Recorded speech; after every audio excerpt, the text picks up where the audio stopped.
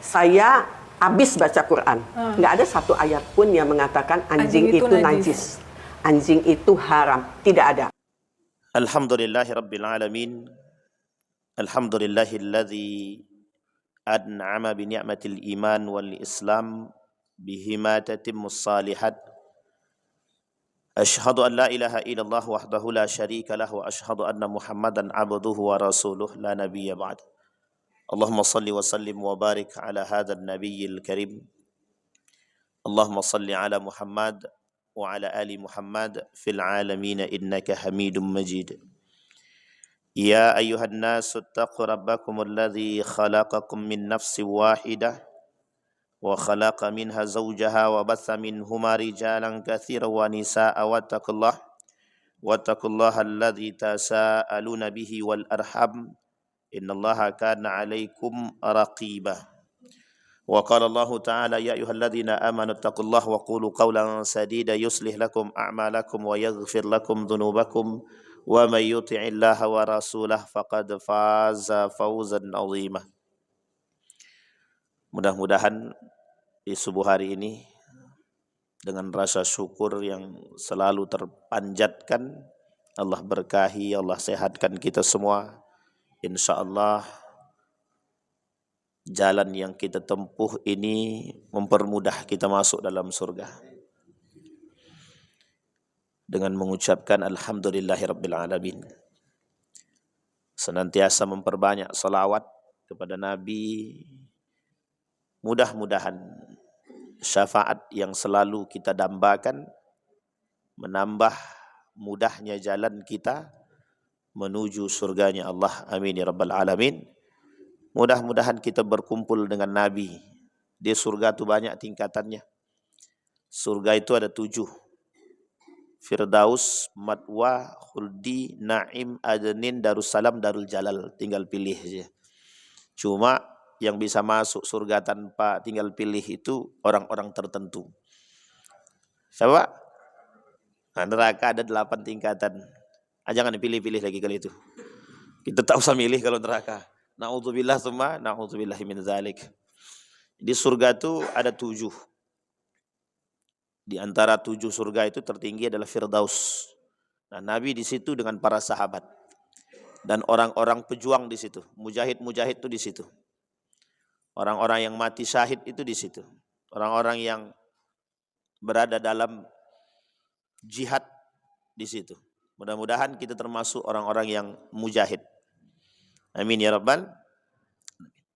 Baik Bapak Ibu sekalian yang berbahagia, di dalam Al-Qur'an Allah berkata, berfirman, yas'alunaka madza uhilla lahum qul uhilla lakumut thayyibat wa ma 'allamtum minal jawarihi mukallibin wa ma 'allamtum minal jawarihi mukallibina tu'allimunahunna mimma 'allamakumullah fakulu mimma amsakna 'alaikum wadhkuru ismallahi 'alaih wattaqullaha innallaha sari'ul hisab. Hari ini kita coba mengkaji surat Al-Maidah ayat 4. Surat ini akan kita coba kaitkan dengan satu fenomena di hari-hari ini. Kita masukkan dalam lingkupnya perang pemikiran. Ini perang pemikiran entah sampai kiamat tak selesai-selesai kayaknya nih. Jadi Bapak Ibu, kita terjemahkan dulu. Dalam terjemahannya, mereka menanyakan kepadamu, apakah yang dihalalkan bagi mereka? Katakanlah, dihalalkan bagimu yang baik-baik dan buruan yang ditangkap oleh binatang buas yang telah kamu ajar dengan melatihnya untuk berburu. Kamu mengajarnya menurut apa yang telah diajarkan Allah kepadamu. Maka makanlah dari apa yang ditangkapnya untukmu dan sebutlah nama Allah atas binatang buas itu. Dan bertakwalah kepada Allah, sesungguhnya amat cepat hisabannya. Sesungguhnya hisabnya Allah itu amat cepat. Jadi Bapak Ibu, saya mencoba merespon satu video yang singkat. Tapi video ini unik.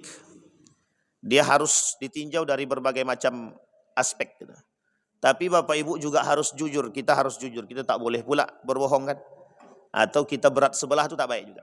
Kita harus jujur. Ada video yang hari ini sudah ditonton lebih dari 3 juta. Yang nonton itu lebih dari 3 juta. Ini video ini tentang seekor, gimana membahasakannya ya? Kalbun. Bapak Ibu tahu kalbun kan? Tak perlu saya terjemahan nih, soalnya agak-agak kurang etis kalau diterjemahan ini. Tahu Bapak Ibu kalbun ya? Dok lah gitu. Alah kali lawar pula. Dok, Ibu tahu dok nak? Kalbun, Bapak Ibu tahu kalbun ya? Yang bunyinya guk-guk lah begitu. Nah, jadi Bapak Ibu, dalam video singkat ini, perempuan itu, ini perempuan nih. Perempuan itu, saya tak sebutkan fisik lah. Jadi perempuan ini berbicara, dia bilang bahwa dia sudah khatam baca Al-Quran. Sudah khatam nih baca Al-Quran. Ini kaitannya dengan perang pemikiran, karena ini dampaknya tersebarnya pemikiran yang saya kira sangat-sangat bias. Kata beliau, kata perempuan ini, saya sudah habis baca Quran, khatam kan gitu. Khatam baca Quran. Setelah saya baca khatam Quran, sudah selesai baca Al-Quran, tidak saya temukan di dalam Al-Quran satu ayat pun yang berbicara tentang haramnya anjing. Nah, ini saya sebut lagi langsung namanya, langsung biar aja lah. Tidak disebutkan di dalam Al-Quran kenajisan seekor anjing. Sekarang saya tanya Bapak Ibu, betul apa salah kalimat ini? Pernyataan dia nih. Adakah ayat di dalam Al-Quran yang berbicara tentang haram atau najisnya anjing? Kalau kita bilang betul, berarti selama ini yang kita bilang anjing itu haram najis, berarti kita termasuk orang yang berlebihan. Jadi kita perlu ada kejujuran ini. Nah, ini namanya ilmu itu harus jujur, karena kalau tak jujur bahaya. Karena perspektif masyarakat sekarang ini, asal nengok guguk itu, alah sensitif nih kan gitu. Nah, tapi apakah ini ada sebab? Itu mesti harus kita tinjau. Tidak bisa main sembarangan hakim-hakim saja atau memfatwakan sesuatu, tidak bisa. Atau kita menghakimi sesuatu itu dengan satu perspektif, tidak bisa. Itu yang pertama. Yang kedua, nanti baru kita tinjau dari perang pemikiran dan baru kita tinjau dari aspek fikihnya. Yang kedua, kata perempuan ini, kalau kita tinjau di negara Australia itu, di beberapa agama itu, khususnya di Katolik itu anjing itu dibaptis, gitu, dibersihkan dengan air suci. Kata beliau, harusnya kita di Indonesia ini bisa menghargai seekor anjing itu seperti itu. Gitu.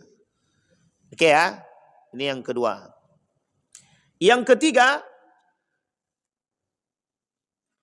kata beliau, anjing ini jangan dipotong-potong ya. Masuk dalam ceritanya Ashabul Kahfi. Gimana coba tuh anjing Ashabul Kahfi itu? Dia selalu menjaga bahkan kata dia. Dan itu termasuk anjing yang baik kan begitu. Nah, itu satu. Jadi ada 3. Sekarang dari 3 pernyataan ini, kira-kira ada yang rusak tak? Gaya berpikirnya. Tidak ada ya? Sepakat tidak ada yang rusak? Kalau tak ada kita tutup kajian kita Pak, selesai. Ada yang rusak apa tidak Bapak Ibu? Baik. Jadi Bapak Ibu, dalam video ini nanti baru kita tinjau fikihnya. Kita tinjau dalam perspektif pemikiran dulu. Dalam video ini, perempuan ini satu, kita harus serius lihat gaya berbicara beliau. Perempuan ini dia mengatakan, saya selesai baca Al-Quran. Selesai baca Al-Quran, tidak saya temukan satu ayat pun berbicara keharaman dan najisnya anjing. Tapi dalam konteks itu dia berbicara, dia menggunakan pakaian yang tidak sopan. Oke, baik. Kita kaji satu. Yang pertama, kalau dia berbicara demikian betul, tak ada satupun ayat yang berbicara tentang keharaman. dan kenajisan Al-Quran dalam Al-Quran. Karakter anjing dalam Al-Quran ada dua setidaknya. Yang pertama merujuk kepada Ashabul Kahfi, berarti penjaga. Tapi ada karakter yang kedua, itu karakter yang disebutkan dalam surat Al-A'raf. Dalam surat Al-A'raf ayat 176. Ini pernah kita sampaikan. Walau syi'na la rafa'na biha walakinnahu akhlada ilal ardi wa atba'a hawahu famathaluhu kamathalil kalbi in tahmil alaihi yalhas wa in tatrukhu alaihi yalhas. Karakter kedua itu karakter penjilat. Penjilat. Jadi penjilat ini agak buruk perangainya. Jadi karakter kedua, penjaga ya. Karakter pertama penjaga, karakter kedua itu Allah sebutkan sebagai karakter yang buruk. Coba bayangkan misalnya permisalan yang kedua ini, itu dimisalkan kepada orang-orang yang memperjualbelikan agama. فَمَثَلُهُ كَمَثَلِ الْكَلْبِ إِنْ تَحْمِلْ عَلَيْهِ يَلْهَثْ وَإِنْ تَتْرُكْهُ عَلَيْهِ يَلْهَثْ. Anjing itu akan terus menjulurkan lidahnya, dibagi makan apapun tak dibagi makan tetap akan menjulur lidah. Ini karakter penjilat. Baik, yang ketiga, anjing juga disebutkan sebagai karakter yang cerdas. Kita lihat dalam ayat yang tadi kita bacakan, surat Al-Maidah ayat 4. Mukallibin wa ma'allamtum minal jawarihi. Mukallibin. Kalian mengajarkan seekor, mukallibin itu diambil dari kalimatnya anjing, kalbun. Sekarang saya tanya, anjing yang dipelihara itu anjing mana? Binatang yang dipelihara itu yang biasanya digunakan untuk menjaga, untuk berburu, untuk menjaga ternak, itu mesti. Sehingga diambil oleh para sebagian kalangan, mengkiaskan menjaga rumah sama kayak menjaga ternak. Jadi manusia itu ya binatang ternak juga gitu. Karena dijaga sama anjing gitu. Oke, sampai di sini bisa dipahami Bapak Ibu ya. Maka dalam hadis Nabi, dalam hadis baginda Nabi Muhammad SAW, kata Nabi, anjing itu, memelihara anjing itu tidak boleh kecuali dengan dua hal. Satu, untuk menjaga, yang maksudnya menjaga ternak dan lain sebagainya. Yang kedua, untuk berburu. Maka baru boleh. Jadi kalau yang ketiga, menjaga rumah, ini masalah nih. Masalah. Sehingga hadisnya tentang anjing ini juga perlu dikoreksi. Kita bukan dikoreksi, dipelajari maksudnya. Nah, sampai sini paham ya Bapak Ibu ya. Ini nanti alurnya fikih. Sekarang poin pertama sudah kita sampaikan. Tidak ada ayat yang berbicara tentang keharaman dan najisnya seekor anjing. Nah, sekarang kita masuk pada poin yang kedua. Pertanyaannya, perempuan ini mesti kalau dia mengaku Islam, tapi dia tak belajar hadis Nabi itu berarti. Kenapa kita kata tak belajar hadis Nabi? Dalam hadis ada tentang kenajisan air liur daripada anjing. Sampai di sini. Air liur daripada anjing. Jadi kalau seandainya tempat makan kalian, kata Nabi, kena daripada air liurnya, inaknya kalian ini, kena liurnya, maka harus dibersihkan berapa kali? Ini dah familiar ini hadis ini. Berapa kali? 7 atau 8? Oke. Dengan apa membersihkannya Bapak Ibu? Tanah, saking najisnya, kan begitu pandangan kita. Berarti dengan tanah 7 kali gitu kan. Sampai harus bersih. Artinya dalam pandangan perempuan tadi mengkerdilkan hadis Nabi, menganggap seolah-olah Al-Quran berbicara pada tataran yang lain, hadis ini menjadi poin yang kesekian kali. Dalam paham aliran sesat, ini namanya menolak secara halus hadis baginda Nabi Muhammad SAW. Dan ini disebut dengan ingkar sunnah. Kelompok ingkar sunnah yang hari ini banyak beredar. Itu makanya kenapa Ade Armando bilang tidak ada dalil Al-Quran secara resmi tentang kewajiban sholat 5 waktu. Tapi Al-Quran bukan hadis. Sampai sini paham ya? Padahal sumber itu kalau dalam Islam itu setidaknya ada 2 yang paling kuat. Al-Quran dan hadis. Masalahnya, apakah hadis Nabi ini wahyu atau perkataan Nabi? Nah, ini yang dikatakan oleh Mun'im Siri.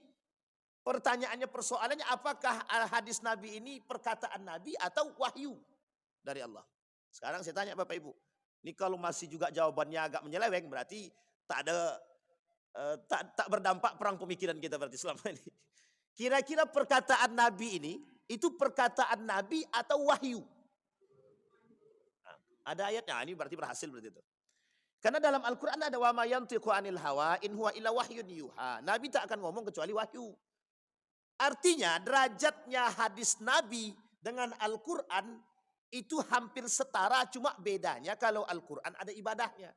Kalau hadis Nabi dijalankan baru ibadah. Nah, itu perbedaannya. Maka ada disebut dengan hadis qudsi. Dalam tataran ini kita tak berbicara tentang persoalan hadis qudsinya. Tapi kita berbicara bagaimana manusia hari ini mencoba mereduksi atau diskriminasi terhadap hadis Nabi, tapi seolah-olah Al-Quran menjadi poin tunggal. Jadi seolah-olah wahyu Allah itu adalah Al-Quran saja, hadis tak masuk.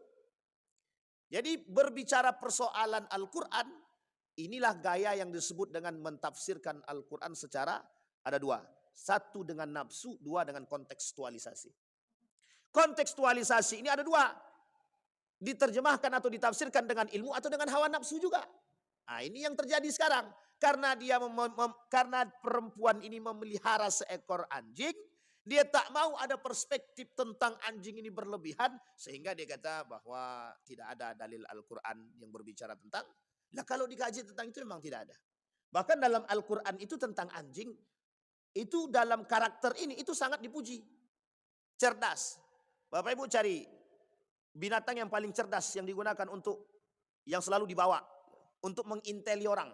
Itu anjing, Pak. Mencium bom aja anjing tuh, bayangkan tuh. Untuk cium bom anjing gitu. Coba bayangkan. Ini unik, cerita ini unik. Seorang ulama Syam itu keluar dari rumah pakai jubah deh. Jadi ketika pakai jubah keluar tiba-tiba anjing menjilat gitu, menjilat bajunya. Ketika menjilat bajunya, diambil sama ulama tadi secara agak keras begitu. Kemudian ternyata anjing ini berbicara. Kata anjing tadi, apakah engkau mengira dirimu lebih baik, lebih mulia daripada diriku? Kata dia. Balik ulama tadi, balik ke rumah, aku tak lebih baik daripada binatang. Kata dia. Tapi itu permisalannya anjing gitu. Coba perempuan yang masuk yang dinyatakan masuk surga hanya karena memberi makan seekor. Pertanyaannya kenapa enggak di situ seekor babi, seekor binatang yang lain gitu. Kenapa anjing yang dipermisalkan kan gitu. Tapi ini karena kasus ya gitu. Sehingga poin ini, nah kita tidak pandang itunya, tapi yang kita pandang bagaimana cara dia mendiskreditkan hadis Nabi.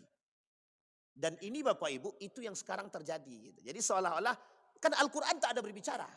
Kan Al-Quran tak ada berbicara. Kalau Al-Quran tidak berbicara, berarti semua yang tidak dibicarakan oleh Al-Quran halal. Berarti tandanya orang jual beli online pun halal, game online pun halal, judi online pun halal, karena tak ada dalam Al-Quran. Kecuali dikiaskan kepada makna gitu. Kalau dikiaskan kepada makna baru ada. Apakah disebutkan dalam Al-Quran itu maisir online gitu? Tidak ada. Kecuali kalau Allah bilang dalam Al-Quran maisir online, berarti jual beli judi online haram. Berarti kalau cuma bilang maisir saja, berarti judi saja yang haram. Judi secara nyata gitu. Kalau judi online berarti tak haram. Itu kalau kita memahami bahwa apa yang dipahamkan itu sebatas ini yang disebut dengan makna tekstuali. Jadi kalau kita memahami tekstualitas, ini masalah juga. Nah, tafsir yang dilakukan seperti ini itu biasanya digunakan oleh kaum-kaum orientalis. Dengan menyamakan Al-Quran dengan Injil. Karena dulu ada namanya metode tafsir Al-Quran namanya hermeneutik.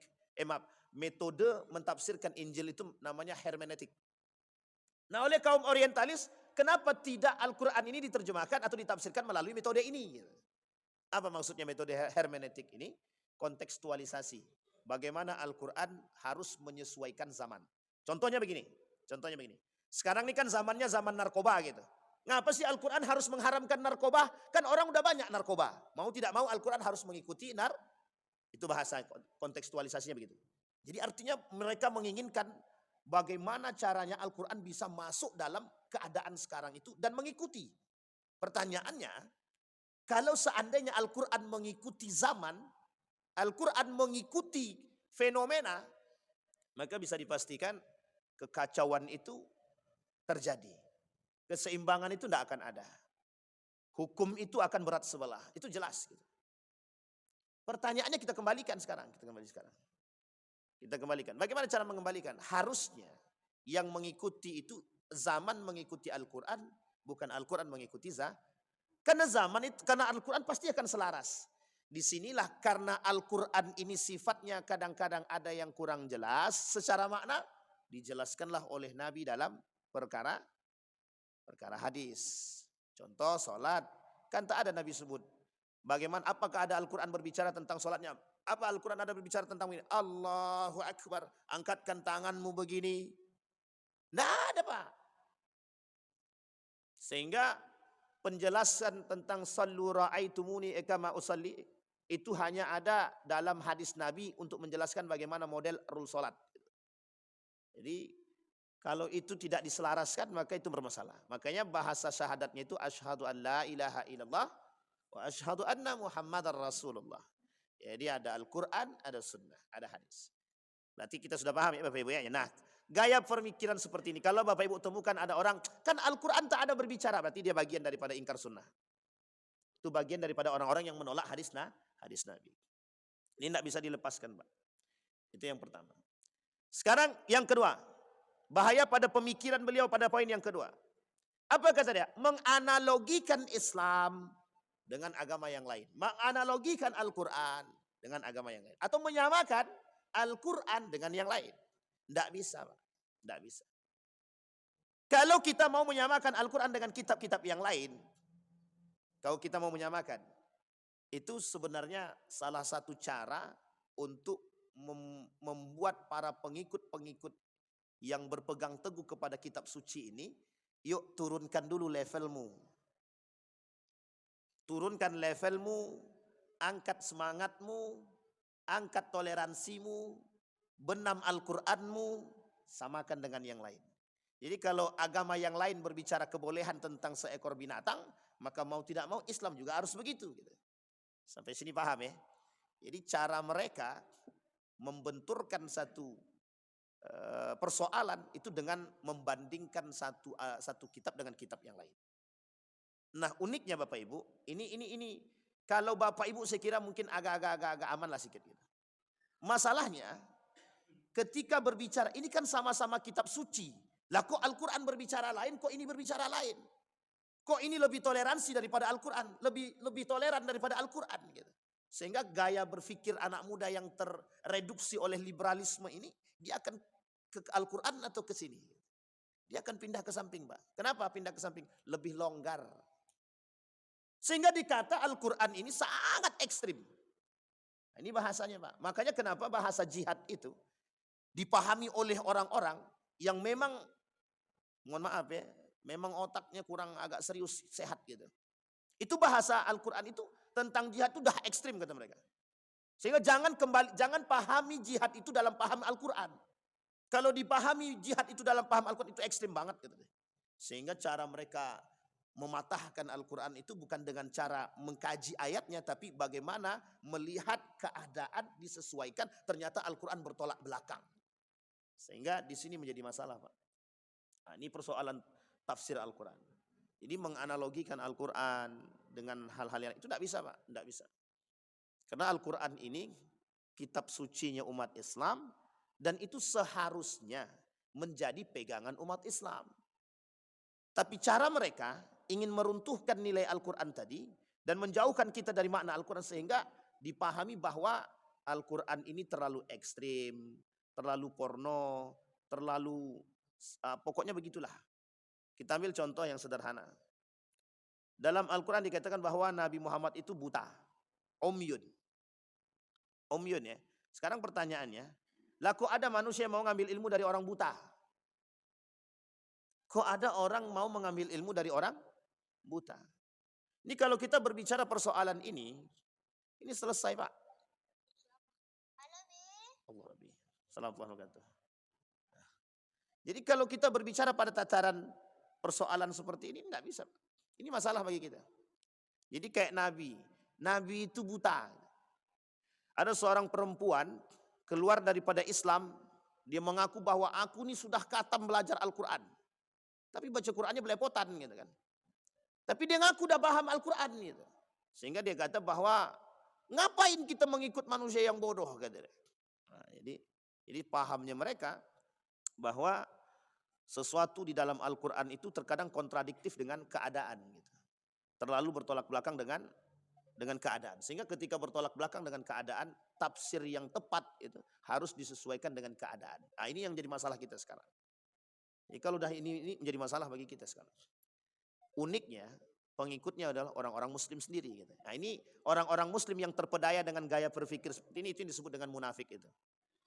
Umat muslim yang munafik. Baik, itu yang kedua. Sekarang yang ketiga. Yang ketiga Bapak Ibu sekalian yang berbahagia. Di dalam pahamnya umat Islam bahwa anjing itu kan najis ya. Najis dalam arti kata pada aspek air liurnya, meskipun sebagian ulama itu debatable. Terjadi perdebatan. Nanti kita lihat tinjau setelah ini dalam fikihnya gitu. Bapak Ibu sekalian yang berbahagia. Kita tidak sedang berbicara tentang aspek fikihnya sekarang. Begini, ketika dia mengatakan bahwa anjing itu tidak lagi najis ataupun haram, maka mau tidak mau kita harus merubah pola pikir kita secara pelan-pelan untuk menerima binatang yang satu ini. Sehingga kalau seandainya banyak yang memelihara itu menurut mereka lebih baik. Menurut mereka ya lebih baik. Sekarang kalau mau ya silahkan, kalau enggak. Nabi bilang begini dalam hadisnya. Kalau ada di rumah itu anjing, kata Nabi, malaikat tak akan masuk ke dalam rumah itu. Kan begitu. Malaikat tidak akan masuk ke rumah seseorang yang di dalamnya la tadkhulul malaika kana fihi kalbun. Ada binatang itu di situ. Pertanyaannya, mengapa malaikat tidak mau? Apa mungkin malaikat itu bertolak belakang dengan Allah? Sementara dalam Al-Quran Allah bilang anjing ini terlatih, hewan yang bisa dilatih. Kalau dipahami bahwa anjing ini baik dan terlatih, kenapa malaikat harus takut bertemu dengan anjing? Ini paham logika ya Bapak Ibu ya. Beginilah gaya berpikir mereka. Sampai sini paham? Sehingga bagi mereka, yang ngapain paham itu? Kita lebih ikut yang ini dulu lah. La tadkhulul malaika fi baitin. Malaikat tidak akan masuk ke dalam rumah seseorang. Itu hadis. Sementara Al-Quran berbicara binatang ini, anjing ini binatang yang baik.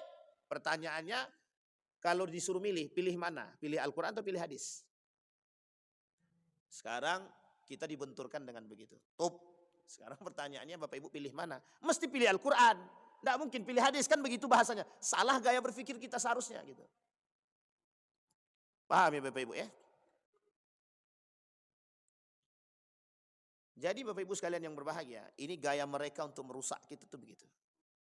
Nah, jadi yang kita tinjau dalam aspek bagaimana cara mereka merusak. Nah yang terakhir, yang keempat Pak. Kalau memang khatam baca Al-Quran, ingat ya Bapak Ibu, pahamin baik-baik. Membaca Al-Quran, menerjemahkan Al-Quran berbeda dengan paham tafsir Al-Quran. Jauh sekali bedanya Pak. Ini Gus Baha baru-baru ini diminta untuk datang ke Kementerian Agama. Disampaikan sama beliau berapa banyak terjemahan ayat Al-Quran yang tak sesuai dengan yang sesungguhnya. Kata Gus Baha, sampaikan. Sebentar ya Bapak Ibu nih. Jadi kata Gus Baha, berapa banyak ayat-ayat Al-Quran itu yang terjemahannya tidak sesuai dengan makna yang sesungguhnya. Kata beliau, akhirnya beliau diminta sebagai pembimbing atau penasehat daripada sekarang kan Kemenak sedang melakukan penerjemahan Al-Quran ulang. Jadi sekarang diperbaiki betul terjemahannya itu yang sekarang yang baik. Nah ini bagus nih Pak, karena mendatangkan pakar-pakar yang sesungguhnya gitu. Karena Gus Baha ini termasuk salah satu pakar Al-Quran terbaik diakui oleh dunia. Dan beliau itu di UI sudah menjadi pakar. Di bawah beliau itu, yang bersama dengan beliau itu Quraisy Shihab. Dan itu juga pakar-pakar semua Pak di situ. Artinya diakui, meskipun lulusan pesantren ya, tapi diakui. Nah yang kita maksud adalah perbedaan antara menerjemahkan Al-Quran dengan mentafsirkan Al-Quran itu jauh banget Pak. Jauh banget. Mentafsirkan Al-Quran perlu ilmu. Harus ada bahasa Arabnya. Harus paham Al-Quran. Kalau bisa hafal Al-Quran deh. Harus paham hadisnya Pak. Harus paham ilmunya Pak. Ada balaghahnya. Ini penting bahasanya di situ. Dalam Al-Quran itu Pak, ada kalimat-kalimat yang Bapak Ibu tidak bisa pahami. Kita ambil contoh alif lam mim. Sepakat semua ulama cuma memahami satu makna. Apa itu? Wallahu a'lam bissawab. Dah selesai itu Pak. Itu sebenarnya cari aman. Daripada manusia ini nggak ngelantur berfikirnya, dibuatlah alif lam mim itu wallahu a'lam bissawab.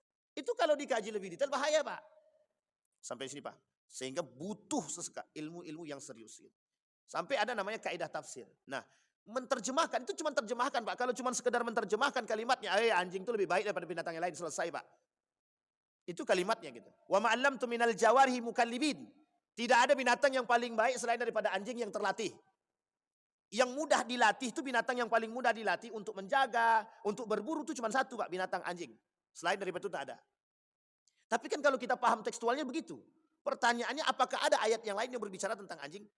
Baik dari sisi kebaikan dan keburukan. Gitu. Singkat itu yang kita maksud. Maksud saya adalah bagaimana cara mereka mengangkat maksud daripada terjemah tapi mengenyampingkan tafsir. Gitu. Sampai sini paham ya? Ini gaya. Maka Bapak Ibu, yang saya ingin katakan kepada kita semua, hati-hati dengan model seperti ini. Tidak ada di dalam Al-Quran itu keharaman narkoba. Ada keharaman narkoba? Innallaha harrama narkuba. Tidak ada. Tanya sama Bang Endar. Tidak ada. Dalam Al-Quran itu tidak ada. Persoalannya kan kalau seandainya kita mencari bahasa narkobanya dalam Al-Quran, ya nggak akan ketemu Pak. Ada bahasa ganja di situ? Tak ada Pak.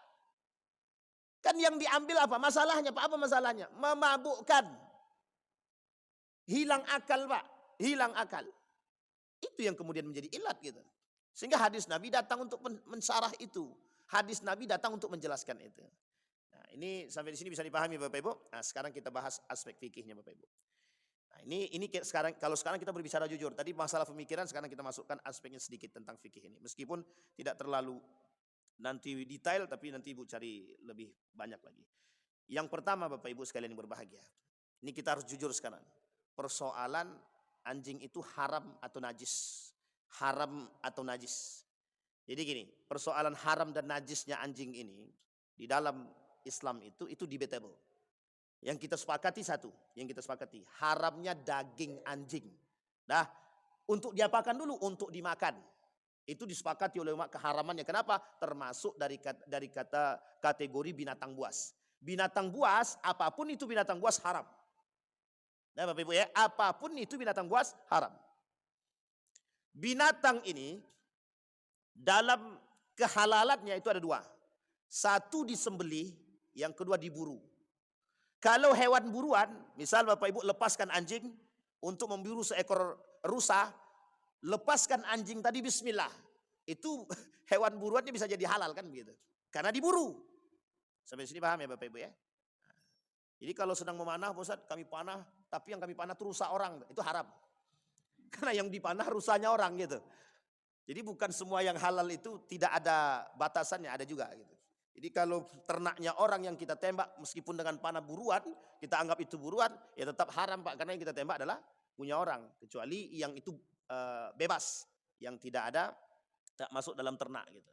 Nah, kembali kepada poin tadi, dua. Dia satu disembelih, yang kedua dengan buruan. Makanya kalimat itu kata Allah dalam Al-Quran, wadhkurismallah, sebutlah nama Allah gitu. Dalam segala hal tadi, termasuk salah satunya sembelihan, begitu juga termasuk dalam urusan berburu tadi. Sekarang kita lihat, kesepakatan kita hanya pada anjing ini dimakan oleh manusia itu haram. Kalau sedikit, Ustaz, jangan ditanya harusnya kalau udah keharaman begitu gitu kan. Keharaman binatang buas ini mau sedikit mau banyak dia haram sudah. Nah, tapi Ustaz, kenapa anjing itu kok selalu digandeng dengan babi? Tak usah bahas. Karena memang babi dan anjing ini kenapa masuk dalam hal yang diharamkan untuk dimakan itu karena pada aspek buasnya tadi. Sisanya berbeda karakter anjing dengan babi. Nah, sampai sini paham ya? Nah, baik. Baik Bu, sekarang kita masuk poin yang kedua. Apa hukumnya memelihara anjing? Nah, kita masuk, sebelum memelihara anjing, kita harus paham dulu kenajisan anjing ini. Sekarang dalam hadis Nabi disampaikan, kata Nabi dalam hadis dia. Ini harus jujur kita nih. Dalam hadis Nabi dikatakan, kalau nanti tempat makan kalian ini terkena air liur daripada anjing tadi, maka harus dicuci sebersih mungkin. Dengan, kalau bahasa gaul kita nih, disamak lah kan begitu. Dengan 7 kali cucian dengan debu atau tanah. Sebagian ulama mengatakan itu maksudnya dengan sabun. Sebagian ulama, tapi Syafi'i mengatakan qat'i, dia mengatakan itu dengan tanah. Tapi sebagian ulama Syafi'i yang lain mengatakan boleh menggunakan 6 dengan tanah, satunya dengan sabun. Nah, ini ikhtilaf ya, ikhtilaf. Jangan pula ini ngaco nih. Nah, ini ikhtilaf Bapak Ibu, boleh buka, ini ikhtilaf. Baik, sampai sini paham ya? Sekarang kita lihat. Siapa ulama yang mengatakan anjing ini najis? Mazhab Syafi'i mengatakan anjing ini najis mulai dari bulunya, mulai dari semua yang ada masuk dalam anjing ini najis. Sampai sini paham? Jadi kira-kira yang tersebar di muka bumi Indonesia ini mazhab siapa? Syafi'i. Haram, kata Syafi'i semua. Mulai dari bulu, mulai dari kulit, mulai dari daging, semua anggota tubuh daripada anjing ini najis. Itu yang pertama. Mazhab Imam Syafi'i. Disepakati oleh sebagian besar mazhab Imam Ahmad ibn Hanbal. Oke? Yang kedua, ada mazhab Imam Abu Hanifah. Itu mazhab Imam Abu Hanifah itu justru yang haram itu hanya najis itu liurnya saja. Tapi anggota tubuh yang lain tak. Jadi kalau kita mengelus-ngelus dia tak ada masalah. Tapi uniknya lagi kata Imam Malik, ya liurnya itu maksud daripada keharaman dalam itu tuh hanya untuk ta'abbudi saja. Nah, ini poin pentingnya Pak. Dalam hadis Nabi ada kalimat, itu harus disamak, harus dibersihkan. Artinya yang dimaksud oleh Imam Malik tersebut, liurnya itu tidak najis. Hanya saja ketika ada perintah untuk membersihkan sama itu belum tentu berarti najisnya itu besar. Artinya kita hanya mengikuti apa yang dibuat oleh Nabi. Dalam bahasa lain disebut dengan ta'abbudi. Ta'abbud itu mengikuti apa yang dilakukan oleh Nabi. Kata Imam Malik itu tidak masuk dalam situ. Sehingga Bapak Ibu, kalau dua paham tadi, baik mazhab Imam Abu Hanifah dan Imam Malik tadi, dipahami, maka akan banyak manusia yang akan memelihara anjing. Paham sampai sini? Nah, tapi ini kita harus jujur ya, karena ini ilmunya di situ gitu. Tapi kata mazhab Imam Syafi'i tidak begitu. Kata Imam Syafi'i semua haram. Kenapa demikian? Karena pemahaman Imam Syafi'i merujuk kepada hadis Nabi dan merujuk kepada hadis-hadis yang lain. Satu, air liurnya. Yang kedua, yang paling kuat lagi, malaikat tidak mau masuk ke rumah seseorang kalau ada di situ anjingnya. Artinya mengapa? Ini dipertanyakan. Sehingga kata mazhab Imam orang-orang Syafi'i ya, kalangan ulama-ulama kalangan mazhab Syafi'i, kenajisan daripada babi itu mulai dari liur sampai semuanya. Maka orang yang memelihara anjing itu, kalau dalam mazhab Syafi'i itu, kalau tidak ada kepentingan yang betul-betul mendesak, haram dia untuk memelihara. Kita ambil contoh. Dia punya ternak, maka dia ambil anjing ini untuk menjaga ternak dia. Nah, itu baru boleh karena ada sebab. Karena sebabnya ternak dia sering hilang. Maka digunakanlah seekor anjing untuk menjaga. Nah, ini boleh memelihara anjing ini. Nabi kata dalam hadisnya, kata Nabi boleh memelihara anjing 2 saja. Untuk ternak dan berburu. Ternak kebun boleh sama. Diidentikan kebun itu dengan ternak tadi. Kok ternak kebun? Memelihara anjing untuk kebun itu maksudnya kan. Nah, itu boleh. Tak ada masalah. Masalahnya sekarang bagaimana untuk jaga rumah? Rumah kami sering kemalingan Pak Ustaz. Boleh enggak kami jaga punya anjing untuk bisa jaga rumah kami? Sebagian ulama mengkiaskan ternak tadi, menjaga ternak, menjaga kebun tadi, itu dikiaskan pada kalimat menjaga. Maka boleh menjaga rumah kalau sering kemalingan. Tapi dalam mazhab yang lebih ekstrim, mazhab Imam Syafi'i yang mayoriti ekstrim, tidak boleh memelihara anjing untuk menjaga rumah. Tak boleh. Kenapa tak boleh? Karena tidak ada daruratnya di situ. Tidak setiap hari orang tuh maling rumah kata dia. Atau lebih tepatnya jangan binatang itu yang dicari, cari satpam aja lah kan gitu. Ini persoalan. Karena ini ikhtilaf. Sampai di sini bisa dipahami Bapak Ibu ya. Jadi ini konteksnya. Itu yang pertama. Jadi memelihara anjing. Nah, persoalannya adalah di mana persoalannya? Persoalannya di situ. Memelihara anjing tadi. Karena kata Nabi dalam teksnya itu bahwa yang boleh kita mencari anjing, memelihara anjing itu hanya untuk ternak, kemudian untuk berburu. Kalau untuk berburu itu memang sudah disyaratkan Pak. Untuk intel-intel itu Pak. Untuk intel-intel itu pakai anjing Pak. Sampai Gus Bahak bilang begini, cari binatang yang paling pintar katanya, yang mudah dilatih, cuman seekor anjing katanya. Sehingga sekarang ini kan anjing itu jadi memang untuk itu gitu. Untuk mencari narkoba di mana disembunyikan pakai instingnya anjing. Cuma kalau hilang emas saya enggak tahu pakai apa. Nah, ini poin penting ya. Jadi jangan sampai salah paham kita. Baik. Itu yang persoalan kenajisan anjing. Sudah dipahami kesepakatan ikhtilafnya ya. Bapak Ibu, kalau saya pribadi ditanya, Ustadz ikut mana? Saya ikut mazhab Syafi'i. Kenapa saya ikut mazhab Syafi'i? Karena proses ini Bapak Ibu, keharaman anjing itu baik dari liur dia, kita lebih kepada was-was. Tahu Bapak Ibu was-was? Keberhati-hatian. Iya kalau maksudnya itu seperti yang kita pahami, aman. Tapi kalau bertolak belakang, ini masalah Pak. Nah, maka setiap ulama itu mesti ada punya sikap. Setiap ulama itu pasti punya sikap dia. Maka mazhab Syafi'i kenapa dia berani mengatakan dari awal, dari air liur sampai bulunya dinajiskan oleh mazhab Syafi'i, karena ada yang disebut dengan was-was, keberhati-hatian. Itulah yang hari ini dipakai oleh mazhab Indonesia seharusnya. Sampai sini paham ya Bapak Ibu ya. Nah, apa yang disampaikan oleh perempuan tadi dalam videonya dia itu sebenarnya sedang menggugurkan paham itu gitu. Sedang menggugurkan paham itu. Sampai sini paham ya? Jadi maksudnya apa? Sebenarnya maksudnya ada sisi baiknya, ada sisi buruknya. Tapi saya melihat lebih pada sisi buruknya. Sehingga ketika ada orang yang menganggap anjing ini adalah bagian daripada satu yang menjijikkan, kata perempuan tadi. Ya anjing itu tidak menjijikkan. Gitu.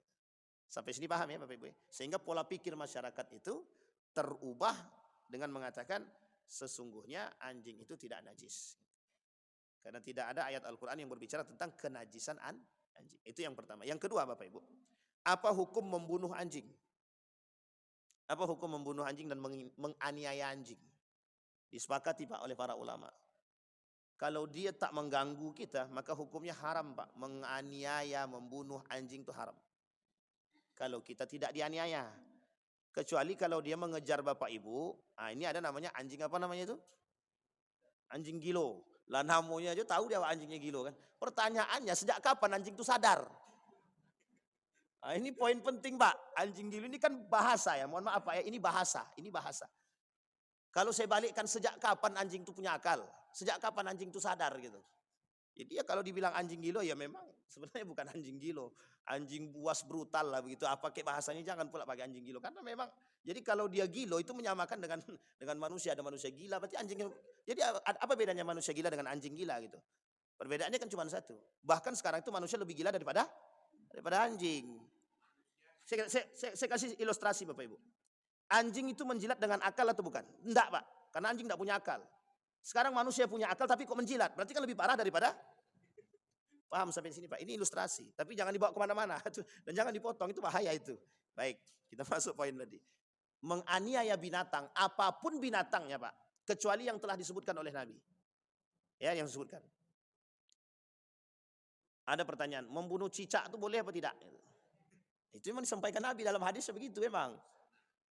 Ada kesunahan daripada membunuh cicak gitu. Diambil karet itu tembak kan gitu. Jadi ini poin kepada kita masuk pada anjing tadi. Nah, ini fikih Pak. Sekarang pertanyaannya adalah bagaimana hukum menganiaya anjing? Maka dikatakan menganiaya anjing ini hukumnya haram kalau tidak dalam persoalan. Misal memang anjing itu dilepas hanya untuk menyiksa kita, maka kita boleh menjaga diri. Menjaga diri itu jangankan anjing, manusia saja kita boleh menjaga diri. Manusia membunuh kita, ada manusia datang untuk membunuh kita, kemudian kita lawan dan terbunuh dia, maka dalam agama itu kita sedang defend, menjaga diri. Dan itu penting Pak. Nah termasuk dalam persoalan hal seperti ini. Itu yang kedua. Sekarang kita masuk poin yang ketiga. Poin yang ketiga. Apa hukumnya jual beli anjing? Nah, ini poin langsung masuk nih. Apa hukumnya jual beli anjing? Nah, kalau ijab kabul lah lumayan lah kan. Pentingnya jual ijab kabul. Kalau asal ada ijab kabul sah-sah gitu dia. Kan gitu. Baik. Hukum memperjualbelikan anjing dalam mazhab Imam Ahmad bin Hambali dalam Hambali itu tak boleh, tidak boleh memperjualbelikan anjing, tidak boleh, dan tidak boleh memakan harta yang dihasilkan daripada penjualbelian anjing. Oke, diikuti, sebenarnya bukan diikuti, mengikuti mazhab daripada mazhab Imam Asy-Syafi'i. Tapi ada pengecualian Pak, ada pengecualian. Rumah kami ini sering ada kemalingan, bukan rumah, ternak kami sering kemalingan. Kami butuh anjing untuk ternak. Gitu. Maka hukum itu terikat dengan ilat tadi, ada sebab. Maka dibenarkan, dimubahkan oleh sebagian mazhab Imam Syafi'i itu jual beli anjing dalam tataran untuk melakukan penjagaan. Sampai sini paham ya Bapak Ibu ya. Misal ada rumah yang selalu kemalingan, ada ternak yang selalu kemalingan, maka datang orang jual anjing ternak untuk ternak tadi, maka boleh dia pakai itu untuk melakukan, dia beli anjing tersebut untuk menjaga ternak dia. Itu dibenarkan, dimubahkan, dibolehkan. Tapi ada ilat. Ilatnya apa? Ada sebab. Apa sebabnya? Kemalingan di ternaknya itu digunakan untuk berburu dan lain sebagainya. Tapi kalau hanya untuk pelihara kami bawa kemana-mana di atas onda, Pak Ustaz, itu pamer namanya. Dan itu sebenarnya yang dilarang. Yang dilarang itu sebenarnya yang itu gitu. Kita bawa kemana-mana.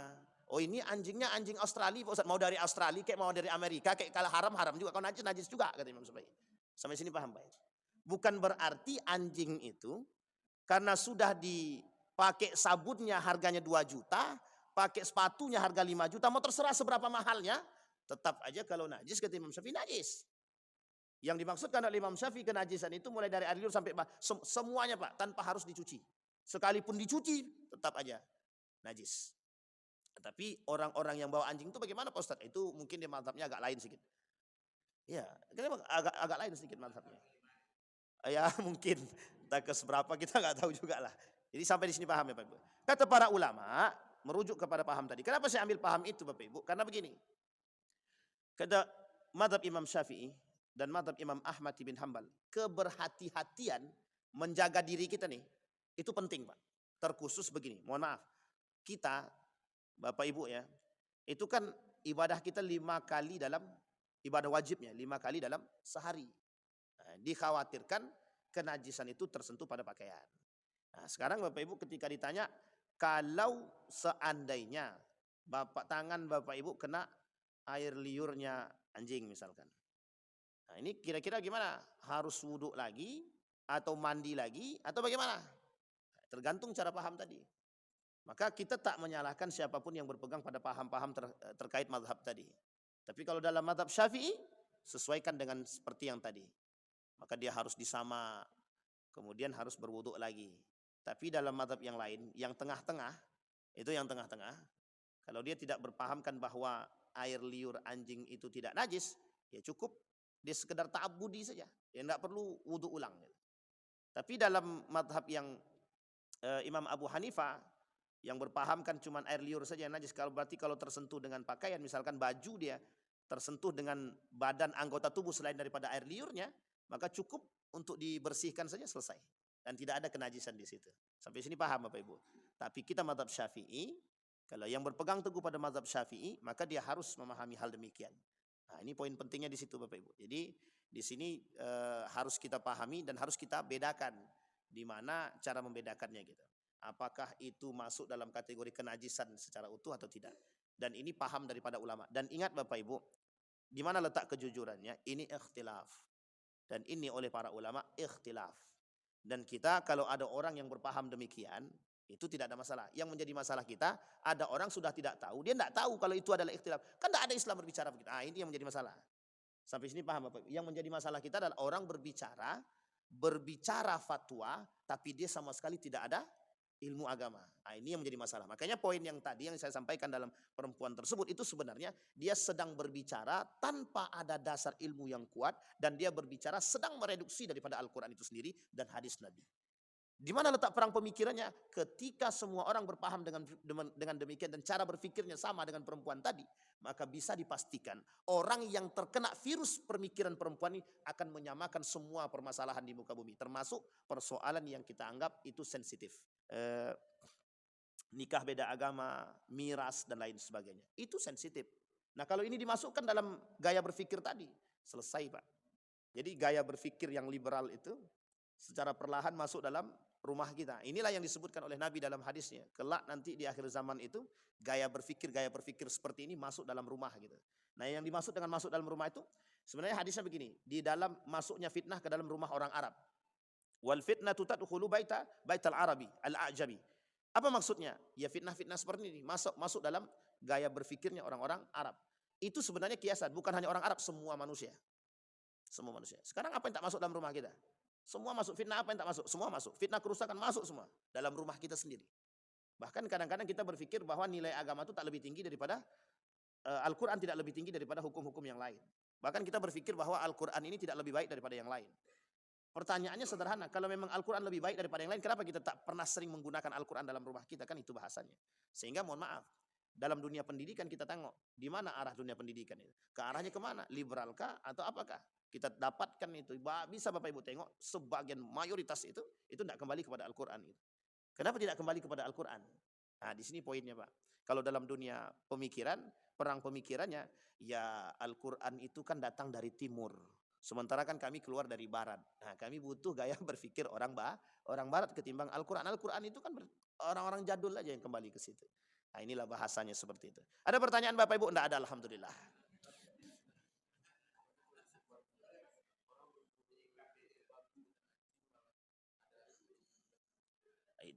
Berburu babi dengan anjing. Berburu babi. Ini lihat baik-baik kalimatnya Bapak Ibu. Berburu babi dengan anjing, kemudian digunakan untuk perjudian. Atau ada ladang perjudian. Sekarang saya tanya, di mana letak kehalalannya situ? Satu pun tak ada. Sudah yang diburunya adalah babi, dah jelas keharamannya, berjudi pula lagi. Kalau ini menjadi sebuah kebiasaan, ini pemerintah penting. Ya, campur tangan pemerintah penting. Dan majelis ulama, ini kan sebenarnya sudah jelas. Keharamannya mutlak nih jelas nih Pak. Judinya jelas haram. Babinya pula yang dicari haram. Oleh mazhab Syafi'i dengan anjing pun. Kalau berburu dengan anjing digunakan untuk berburu masih mending Pak. Masih ada kebolehan dalam agama. Tapi kalau sudah yang diburu itu babi. Sama istilahnya begini Bapak Ibu.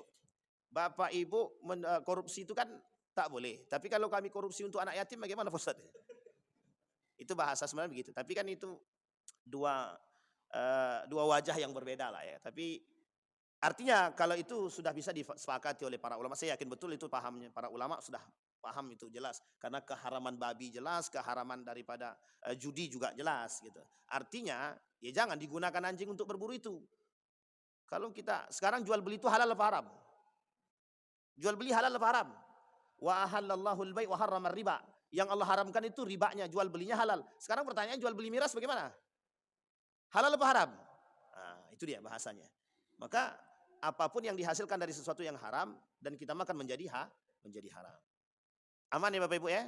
Kan kalau di sini kan tidak ada yang memelihara anjing kan? Ada yang memelihara anjing Bapak Ibu? Apa tuh?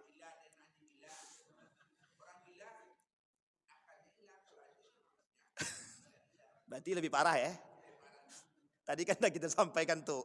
Saya kira itu Bapak Ibu yang ini hanya untuk intermezzo terakhir aja. Dan yang terakhir Bapak Ibu sebelum saya tutup Bapak Ibu sekalian yang berbahagia. Nah, di nomor tutup dah. Salam. Hah?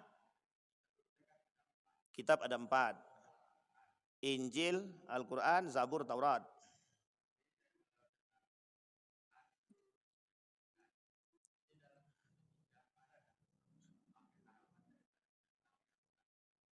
Oke, baik. Bapak nanya tentang kitab yang lain. Sementara agama Islam. Kita jawab Pak ya, sedikit ya.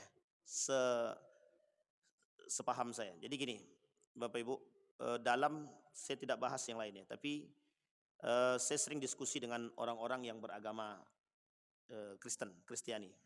Dalam Kristiani itu membedakan mana anjing dan babi itu dibedakan. Sangat dibedakan. Bahkan sebagian besar daripada orang-orang Nasrani itu, yang Kristen itu Ini kita ambil yang ini. Nggak ada yang mau makan babi itu, Pak. Nggak ada. Makan babi itu nggak mau dia. Tapi kemarin saya tanya salah satu mahasiswa itu, kamu makan babi enggak? Kebetulan mahasiswa saya ada yang Kristen itu, yang non Muslim ya, atau Kristen lah. Makan babi enggak? Makan, Pak. Enak enggak? Ya enak lah, Pak, kata dia. Tapi kita harus bedakan dulu karena memang Kristennya ada dua macam kan. Ternyata dalam kitab yang lain itu enggak ada, Pak. Mereka tidak suka dengan babi. Enggak mau. Ini babi. Maka saya katakan ini bedakan babi dengan anjing. Ternyata dengan anjing tidak. Dengan anjing tidak. Makan daging anjing tidak, memelihara anjing iya. Maka persoalan binatang itu, persoalan anjing dalam agama mereka itu sebagian ya, sebagian. Itu memang mereka bolehkan memelihara, tapi memakan tidak semuanya makan. Tapi ada dalam paham umat yang lain itu, agama yang lain itu memakan anjing itu memang disebutkan ada. Makanya saya katakan persoalan kita sekarang ini kenapa kita tidak bisa membedah itu karena banyak sekali kitabnya. Kitab mereka banyak, Pak. Sekarang Bapak Ibu pakai kitab yang mana? Yohanes, Matius, Lukas. Kan begitu? Apalagi Yohanes, Matius, Lukas, Martinus. Hah? Paulus. Bukan Paulus itu Paulus itu orangnya. Yohanes, Matius, Lukas. Saya lupa satu lagi. Dia ada 4. Barnabas. Itu tak perlulah kita ini akan lebih kan itu. Tapi Bapak Ibu, kalau kita, itu agama sekarang. Ya, kitab yang sekarang. Kalau kita kembalikan Injil yang dulu, Taurat yang dulu, Zabur yang dulu, itu semuanya sejalan dengan apa yang disampaikan oleh Al-Quran. Sejalan. Sampai sini paham Bapak Ibu ya? Karena mereka kitab-kitab yang lain itu, Al-Quran datang sebagai penyempurna kitab-kitab tersebut. Inilah yang saya maksud. Beberapa waktu yang lalu kita bahas ada namanya Abrahamic religion tadi. Agama-agama Abraham itu sebenarnya untuk menyatukan kitab-kitab itu. Tujuannya menyatukan kitab itu. Jadi kitab Zabur, Injil, Taurat itu sama Al-Quran disatukan. Gitu. Masalahnya Pak, Al-Quran itu terjaga dari dulu sampai sekarang. Yang 3 lagi itu udah habis. Maka nggak bisa disatukan. Sampai sini bisa dipahami Bapak Ibu ya? Baik, saya kira itu saja Bapak Ibu sekalian yang berbahagia. Saya kira apa yang saya sampaikan, apa yang kita sampaikan di pagi hari ini mudah-mudahan bisa menjadi pegangan bagi kita. InsyaAllah kita bisa menjadi orang-orang yang husnul khatimah. Saya berharap Bapak Ibu kepada kita semua berpegang teguhlah pada satu pandangan. Yang penting jangan campur aduk. Ini masalah nih yang campur-campur aduk. Akan aku melihara anjing, jadi aku pakai mazhab yang lain aja lah yang boleh. Itu masalahnya di situ. Jadi jangan sekehendak nafsu dan perut aja. Karena urusan perut, karena menguntungkan, maka diambil mazhab yang menguntungkan. Tak bisa. Itu diharamkan dalam agama. A'udzubillahi minasyaitonir rajim. Bismillahirrahmanirrahim. Alhamdulillahirabbil alamin. Hamdas syakirin, hamdan naimin. Hamdan yuafi ni'amahu wa yukafi'u mazidah. Ya Rabbana lakal hamdu kama yanbaghi li jalali wajhikal karim wa 'azimi sultanik. Allahumma faqihna fid din wa 'allimna at-ta'wil. Allahumma ighfir lana dhunubana wa dhunuba walidina warhamhuma kama rabbayana shighara. Allahumma ansur man nasara ad-din wa khudhul man khadhal muslimin. Allahumma arina al-haqqa haqqan warzuqna ittiba'ahu wa arina al-batila batila warzuqna ijtinabah. Allahumma jannibna min munkaratil akhlaq. Allahumma akhtimna bis salihin. Allahumma akhtimna bis salihin. ربنا هب لنا من الصالحين ربنا هب لنا من أزواجنا وذرياتنا قرة أعين واجعلنا للمتقين إماما اللهم اغفر لهم وارحمهم وعافيهم واعف عنهم وأكرم نزولهم ووسع مدخلهم واجعل الجنة مثواهم ربنا آتنا في الدنيا حسنة وفي الآخرة حسنة وقنا عذاب النار والحمد لله رب العالمين. السلام عليكم ورحمة الله وبركاته.